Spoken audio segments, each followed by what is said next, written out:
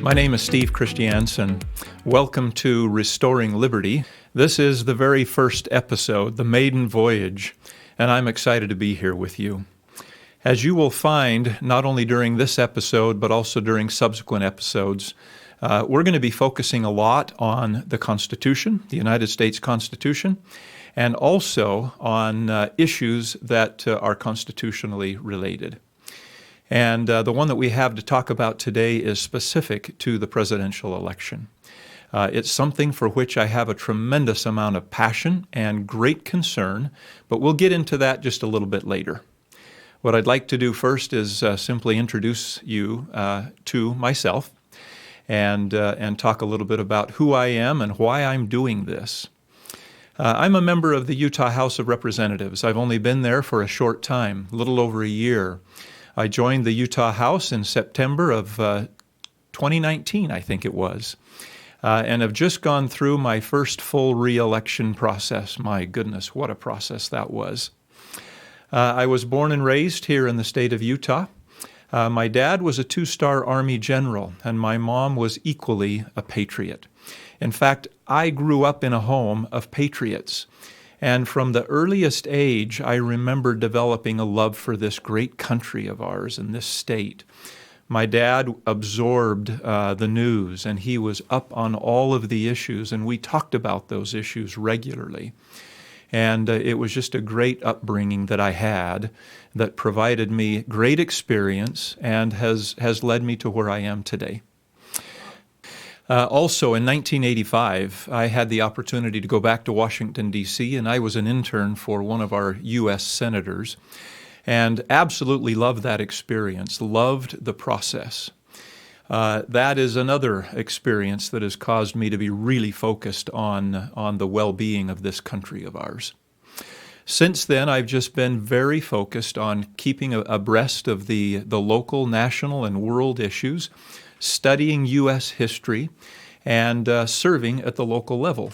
And it wasn't until 2019 when I had the opportunity to begin serving in the Utah House that I did something of that nature.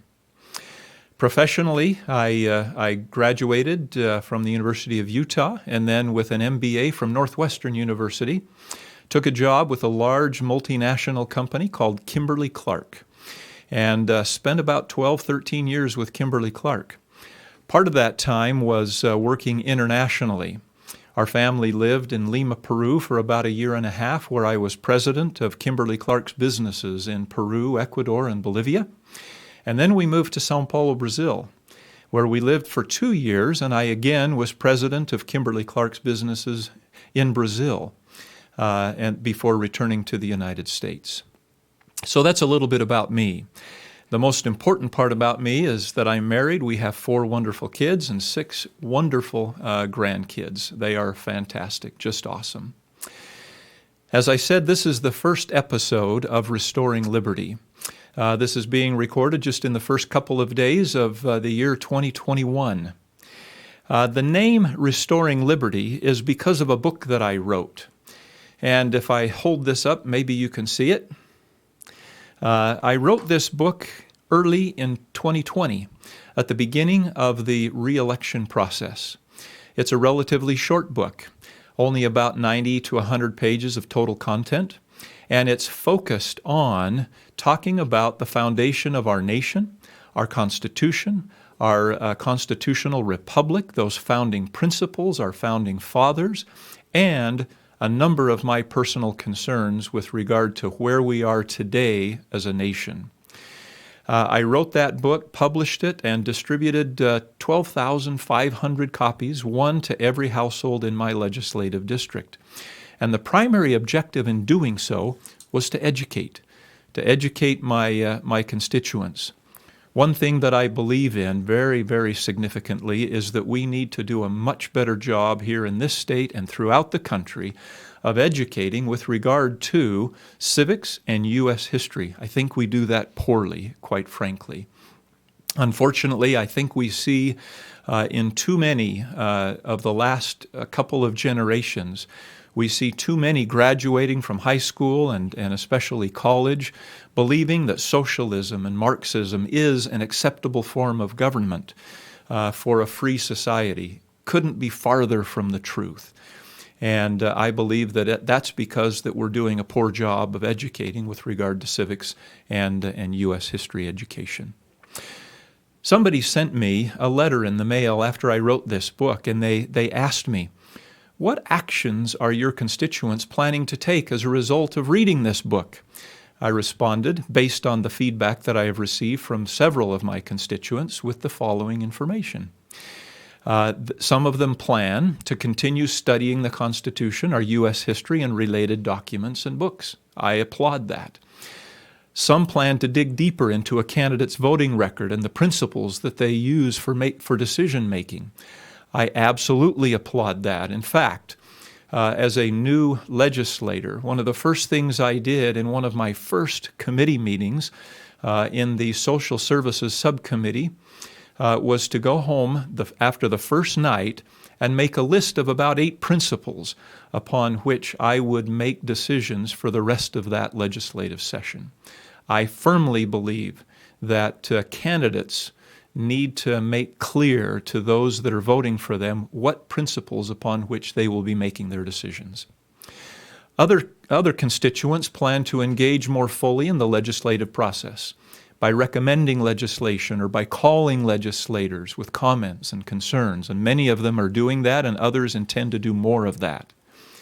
Some plan to speak up more readily when unconstitutional issues arise. I applaud that. And then, frankly, others are still challenged as to what to do more than what they are currently doing. Me personally, so that you understand where my head is and where I plan to go, I plan to continue educating. In fact, I'm likely to begin, as you can see now, this weekly podcast. And I intend to keep this going for the foreseeable future and hopefully forever. At least on a weekly basis. I hope I can keep up that frequency during the legislative session. I also plan to continue pursuing legislation that will strengthen civics and U.S. history education in this great state of Utah, so that we can turn around this trend that we have seen recently. And then finally, I likely will write another book, something similar to what I've written about in the past, but perhaps take a different track or perhaps dive a little bit deeper. The second reason for creating this podcast is because I believe that we are in the midst of a constitutional crisis. I don't know how you feel, but I feel very strongly that that is the case. We are seeing some of our fundamental freedoms and rights being eroded almost before our eyes, and it's happening so very quickly. Freedom of religion. Will we allow social issues to preempt one of the most fundamental rights that we have been given in that First Amendment to the U.S. Constitution? Speaking specifically of freedom of religion, I hope not. Secondly, freedom to peaceably assemble. That's clearly a right that we have and guaranteed by the Constitution, First Amendment again. However, during this past summer, what we didn't see was peaceably assembling. What we saw were riots. What we saw was just the opposite of that. And since then, we have seen people call for the defunding of police. If we do that, we are heading in completely the opposite direction from where we should be going.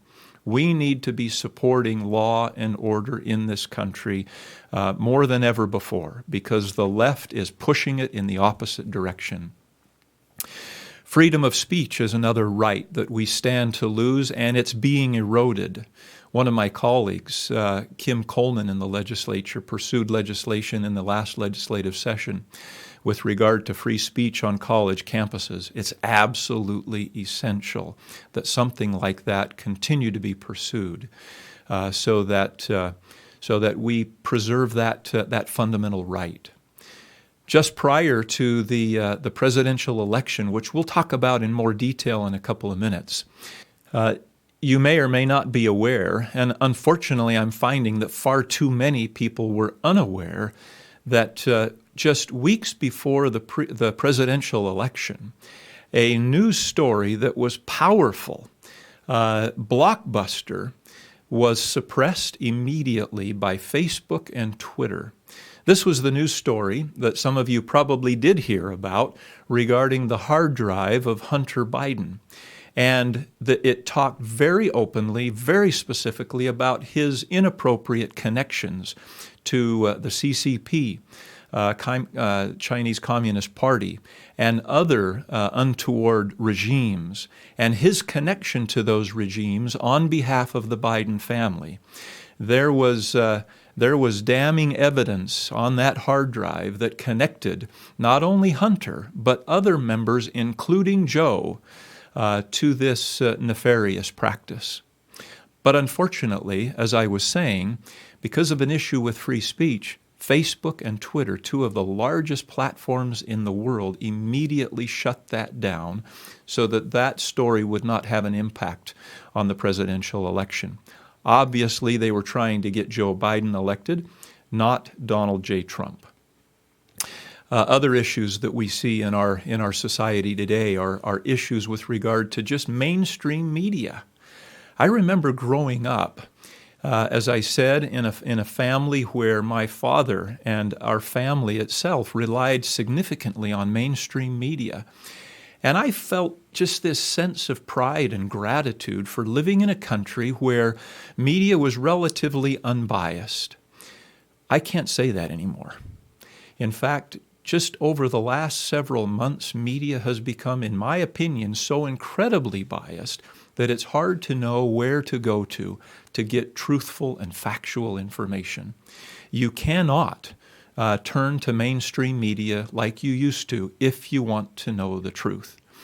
And in fact, we're going to talk more about that when we talk specifically about the presidential election, because you won't know about the election fraud that took place, and I'm talking about massive proportions of election fraud. You won't know about it by listening to mainstream media.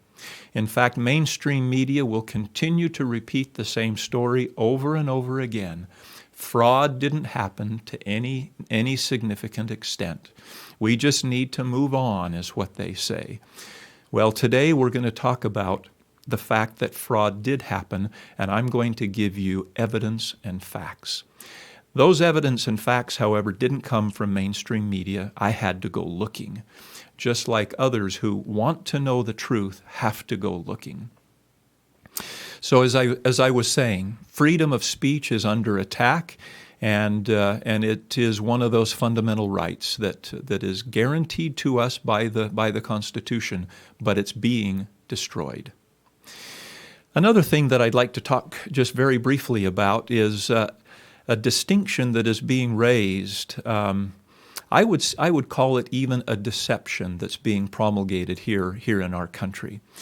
We have one thing called Project 1619, and another approach, which is the 1776 Project. Project 1619, and we'll talk more about this in a subsequent episode, really starts with the arrival here on the shores of America of the first ship that contained slaves. And the mindset, the approach of Project 1619 is to focus on almost exclusively the issue of slavery and race, and as it's tracked through the entire history of the United States, downplaying all of the good that has happened in this country and by this country throughout the world. That's the approach of Project 1619. It is so focused on slavery and racism to the detriment of all of the good that has happened. The 1776 Project, of course, is just the opposite. And we'll talk about that, as I said, in a subsequent episode. All right, very good. Another thing that I just want to warn folks about on this episode, and it has to do with this distinction between Project 1619 and 1776 Project, and I've referred to it already, is civics education in this country. I brought along with me a copy of a textbook that has been used for probably the last 30 or 40 years. It's called A People's History of the United States by Howard Zinn. This textbook, unfortunately, has been used throughout this country in far too many places. And it is so left-leaning, and it has become, unfortunately, so pervasive in this country that it's not a surprise that so many of our own children in high school and college are graduating and believing, as I said earlier, that socialism and Marxism is an acceptable alternative to this great constitutional republic of ours. Fortunately, there are books like this one right here, Debunking Howard Sim by Mary Grabar, that talks about or that makes clear all of the factual misinformation in Howard Zinn's book. I only introduce that, and we'll talk about it more in a subsequent episode, but I only introduce it now so that you're aware of what's going on and why I believe that we are in the midst of a constitutional crisis. The last example of this constitutional crisis has to do, as I referred to earlier, to this presidential election that we have just gone through. And I shouldn't say gone through because we're still in the middle of it. We're still in the middle of the process of ensuring that the person who received the appropriate and largest and majority number of electoral votes based on legitimate, actual, legal votes assumes the White House in January. Many people believe that that is Joe Biden. And whether or not you like Donald J. Trump or not, doesn't matter to me. But if you are a person that loves this country, if you are a person that loves the Constitution of the United States, our right as a representative form as citizens of this government, this representative form of government, this constitutional republic, our right to have free and fair elections and ensure that every legal vote should count should be, in your mind, and certainly is in my mind, of utmost importance. And today I'm going to share with you some information, some evidence that there are hundreds of thousands of illegal votes that are currently being counted in swing states that have led to what I would say the majority of people, unfortunately, in this country believe, that Joe Biden will be the next president of the United States. So let's talk about that. If you want to study this information yourself, again, you're going to have to go looking for it. You won't find it on mainstream media. Look specifically, if you want a single source, look specifically at a report published by Peter Navarro called The Immaculate Deception. It's about 30 or 40 pages of pretty detailed information, but he goes through all of the swing states and the various types of voter fraud and voting irregularities and makes an extremely compelling case. And this information is based on affidavits, sworn affidavits by thousands of individuals in this country who have come forward, attesting to the fact that our election was riddled with fraud. Again, we're going to talk about that right now. Okay, so what I'd like to do now is go state by state and share with you the evidence of massive voter fraud. Not every state in the union, but those swing states that have become so essential to the outcome of this election. Let's start with Arizona. I'm going to go as quickly as I can. Again, look for the Peter Navarro report, Immaculate Deception, if you want to get more information, or listen to this podcast again if it doesn't make sense the first time. In Arizona, Joe Biden allegedly won that state by a mere 10,457 votes, a very, very small number. Here are examples of demonstrated voter irregularities and voter fraud. The Republican governor in Arizona claimed that not one non-citizen voted in the state of Arizona. It's almost laughable because we know for the last 50 plus years that has happened in every election. It's illegal, but it happens. those who are in support of Donald J. Trump have conducted a number of surveys. Not themselves. They've used third-party organizations in the state of Arizona to conduct these surveys, and they have gone out to known illegal residents in the state of Arizona and simply asked, did you participate in the recent presidential election? Did you vote? And the lowest number of non-citizens that voted in the recent presidential election based on those surveys was 36,000. The highest number was 237,000. Again, Joe Biden allegedly won the state of Arizona by a mere 10,457 votes. In addition to that, there were about 75,000 absentee ballots that were reported as unreturned. But when they dug into it, they actually demonstrated that those ballots were returned, but then subsequently either lost or destroyed. Can you imagine who those 75,000 ballots would have been in support of? Biden or Trump? I'm guessing Trump. Also in the state of Arizona, according to testimony from an MIT-trained mathematician, Biden may have received a weighted 130% total of Democrat votes in Maricopa County to help him win that state. That means that it's very likely that there were 130% of registered Democrats that voted for Biden. Does that make sense? Probably not. Let's move on to Georgia. Again, in Georgia, a very small number of votes allowed Joe Biden to allegedly win that state, 11,779. What I'd like to do is go through a variety of types of ineligible voters that participated in the election that shouldn't have, that add up to about 138,000 votes. 2,560 felons illegally voted.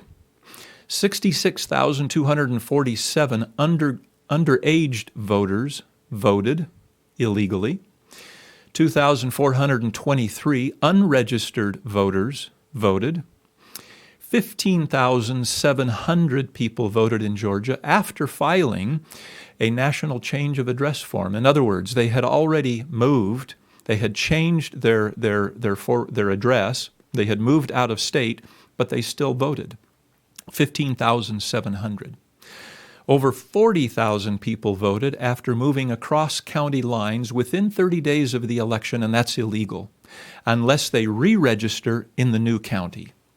Over 1,000 people voted using a post office box. That's also illegal in Georgia. 2,000 people voted without even being registered to vote. And finally, over 10,000 deceased people voted. All of those numbers add up to about 138,000 people who illegally and inappropriately voted in the state of Georgia. And again, remember, the margin between Joe Biden and Donald J. Trump, 11,779. On top of that, 300,000 voters applied for absentee ballots more than the legally permitted 180 days prior to the election. Those shouldn't have been issued.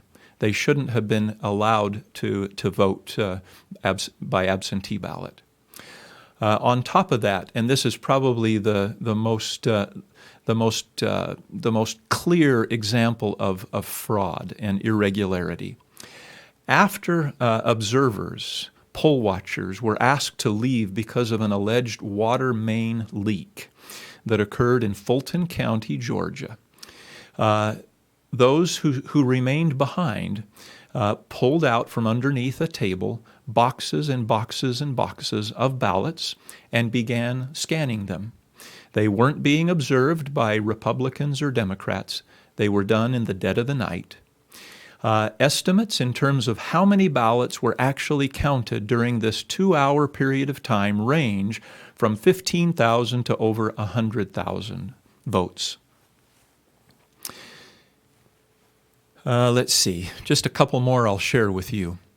A so-called glitch in the Dominion voting system resulted in a 20,000 vote increase for Biden and a 1,000 decrease for Trump. Supposedly a glitch.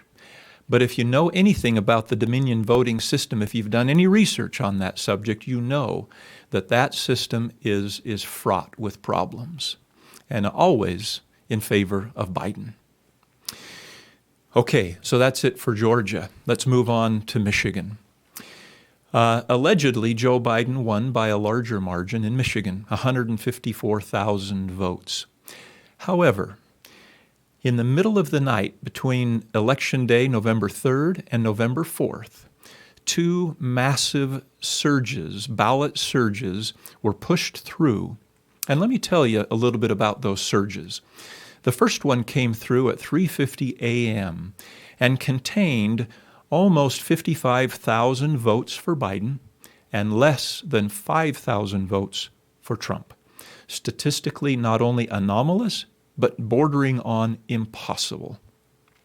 And the second surge came through at 6:30 a.m. 141,000 votes for Biden and less than 6,000 votes for Trump.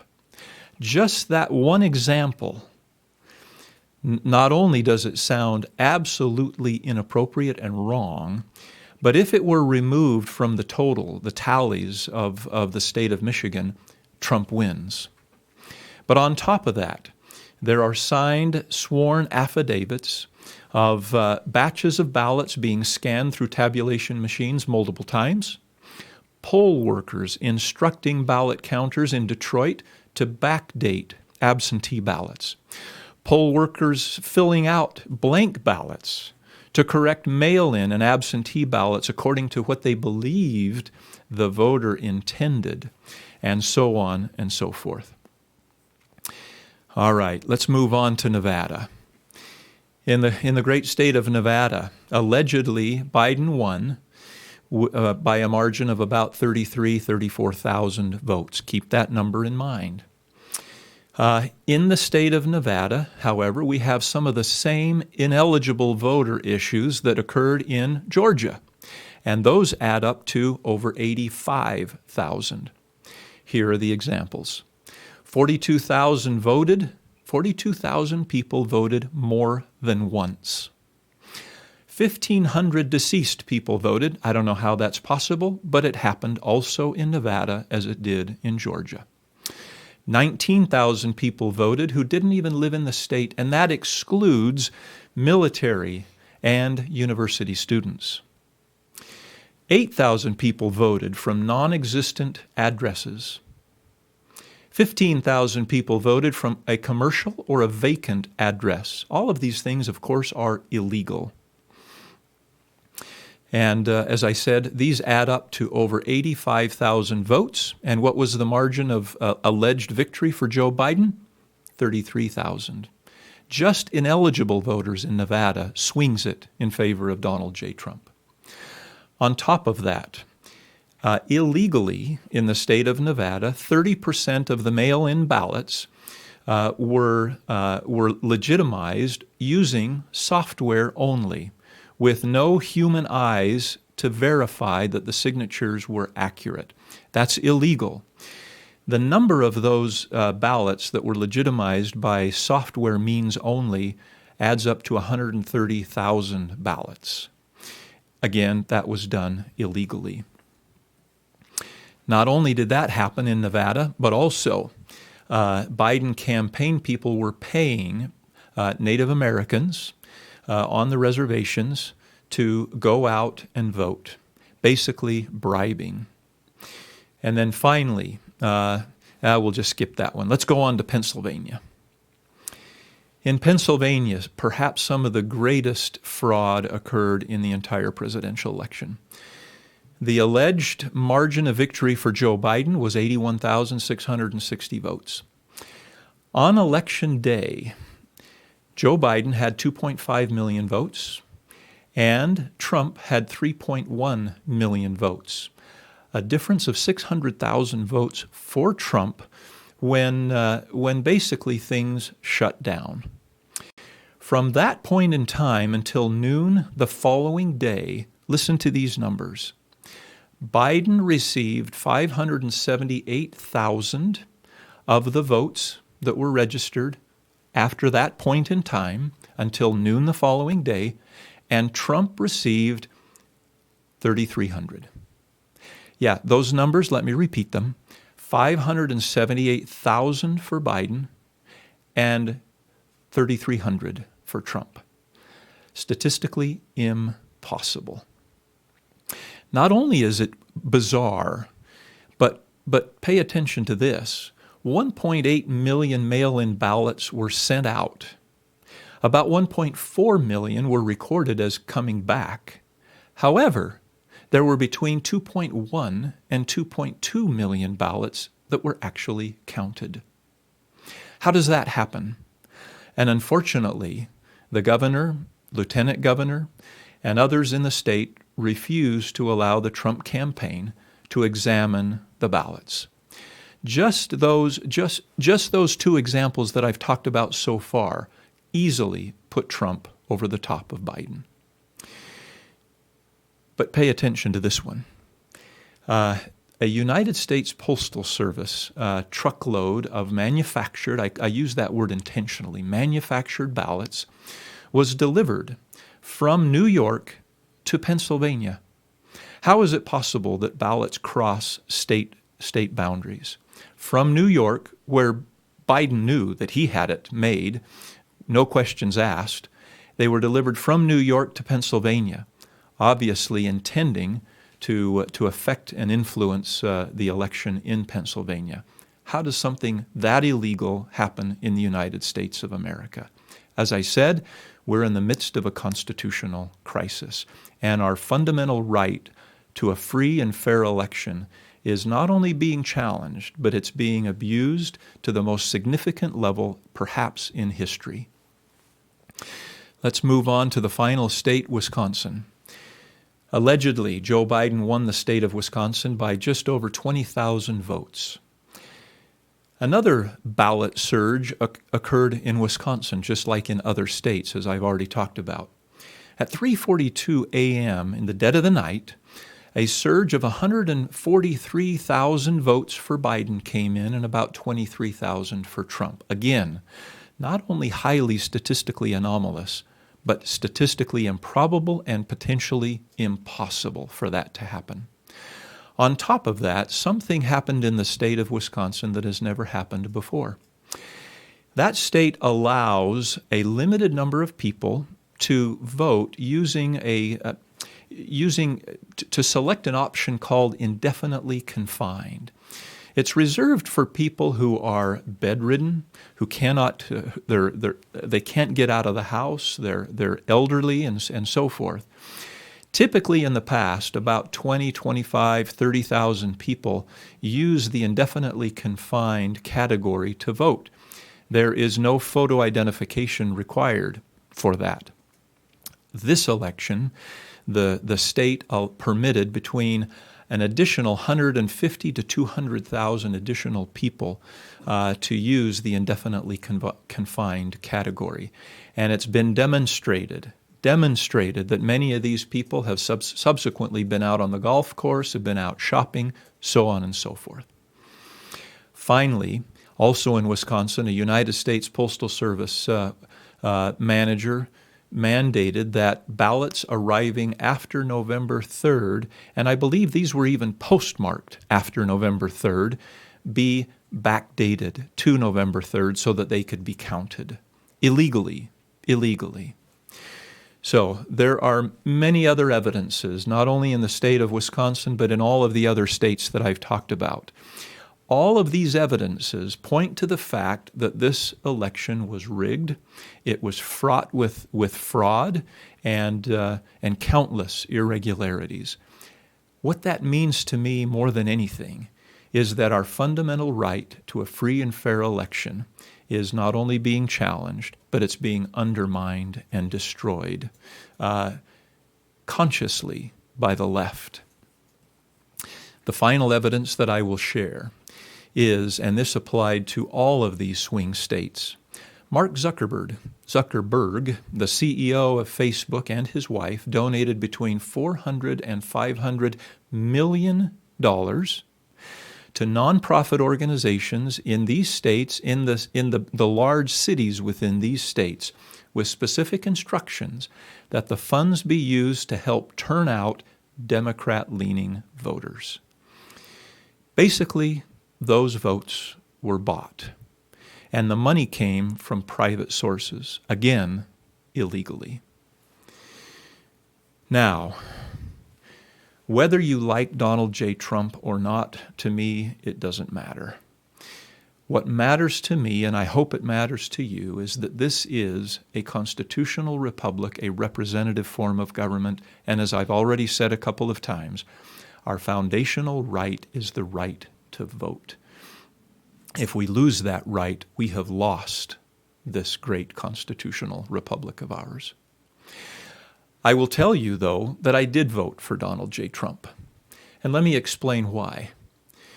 Do I like a lot of his style? Does he win on style points for me? Sometimes, but oftentimes no. Does he win in terms of substance, in terms of policy, in terms of conservative approach? Yeah, most of the time he does win for me. And let me give you a few examples. He's done a phenomenal job of appointing originalist judges to the U.S. Supreme Court. We would be in just a horrible situation had Hillary Clinton been elected and then appointed the number of judges that Donald J. Trump has appointed. He's brokered the first Israel-Middle East peace deal that has occurred in decades, and mainstream media basically didn't talk about it. He has cracked down on China in very significant ways where there have been unfair and illegal practices going on for many years. He's cut regulation. He's cut taxes. In fact, as a result of those lowered taxes, we experienced the lowest unemployment rate in half a century in this country, and the lowest unemployment rate ever for blacks and Hispanics and other populations. And wages rose among the lower and the middle class faster than I believe ever before. He didn't start any new wars, which is the first time that has not happened in recent memory. He eliminated ISIS as a terrorist threat. He got out of the very lopsided and unfair Paris Accord and Iran deals. He hasn't used the executive branch privileges via executive orders nearly as much as his predecessor, Barack Obama. But in my opinion, still too much, quite honestly. He has improved trade deals with other nations. He has moved the American embassy to Jerusalem. He has come out staunchly in favor of pro-life. And he has resisted imposing national mandates to manage COVID. He's allowed the states appropriately to manage the COVID response throughout this country. Now, are there things about his policy that I don't care for? Sure. He still spends way too much money. Both parties, frankly, spend way too much money. That needs to be corrected, and I'm going to talk about that in just a second. So on the subject of excessive government spending, let me just close on that topic if I could. One of my biggest concerns, if Joe Biden and Kamala Harris are elected, is the way that they will continue to push the expansion and oppression of centralized government across this country. And they've already indicated that they will. Their intent is to forever change the nature of this constitutional republic of ours. In fact, if they had their way, they would eliminate it and replace it with something far more socialistic and Marxist if they had their way. Let's just take this issue of government spending. This is probably one of the most glaring examples of a national government out of control. And when a national government is out of control, what happens? They infringe on our rights. And as I said, nothing is a better indication of that infringement than government spending, government debt. You may or may not be aware, but our national government is in debt to the tune of about $28 trillion.